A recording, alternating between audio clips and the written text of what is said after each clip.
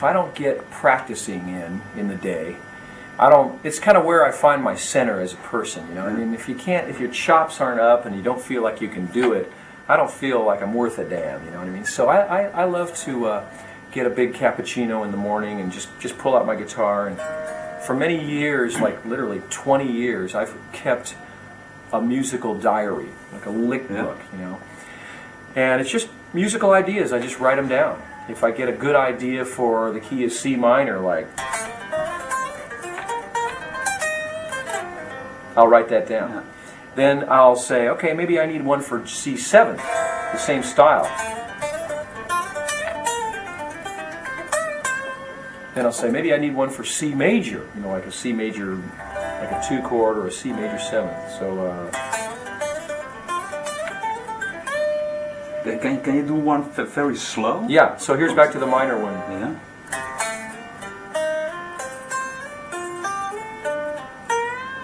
And how do you do that with your right hand? With the fingers? No. Yeah, maybe so. Yeah. Well, you're getting the sun, aren't you? Yeah. No. The sunny lick. I'm a big fan of intervals. I like wider intervals. So instead of sounding like this, for G minor, Dorian mode, you know, first thing I do is make sure it can go up and down the fingerboard.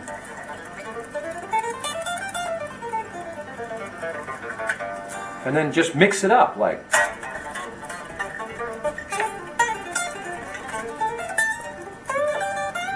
You know, something like that. So.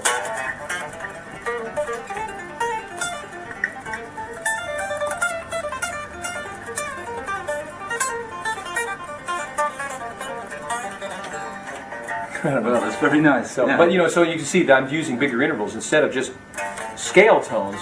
I'd rather hear.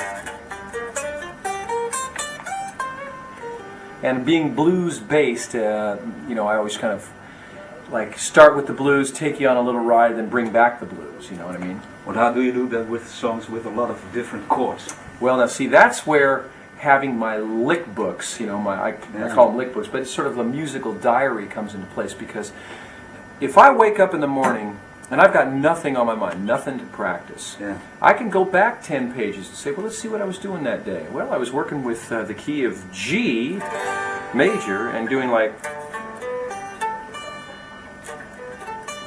So maybe I'll wake up that day and look back and I go, man, that's a pretty neat idea. Maybe I'll work on it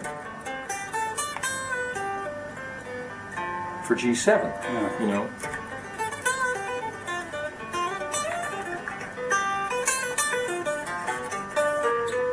So the more of that stuff you get together, and the more you can put together your G7 stuff, you know, then as you need to play over changes, which is what I do in many cases. Because you did a lot of studio work, so you get paper from the artist and, let's say, create a solo. Right, all the time. Compose a solo then, or not? All the time. I mean, it happens every day, you know. Yeah. But what I think about is that, how do I want to sound? How do I want music to sound? You know, because my favorite musicians, like, for instance, Paul McCartney or Joe Zawinul or Herbie Hancock or Wayne Shorter, you know, all the various guys I listen to, Stevie Ray Vaughan, Pat Martino, all the guys, they make music sound different. And the way they do it is that they're not playing definitely the traditional style that is expected. You know what I mean? Yeah. Like when you hear Pat Martino play jazz, he doesn't sound like a bebop guy to me. He doesn't sound like Joe Pass or even Wes Montgomery. He's got his own thing. When you hear, you know, I mean, the list goes on and on. I like rock players who take it out of the rock, or blues players who take it away from that thing, you know, from the straight blues. The solos of Robin Ford on the Yellow Jackets. And stuff. No, it's great. Robin's a good buddy of mine. So in traditionally then, in a G7 blues,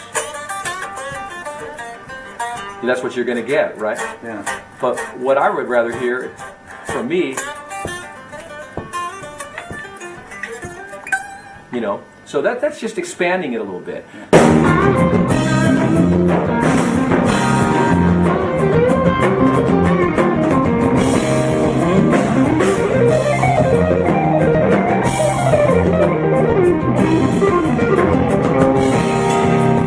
Thank you.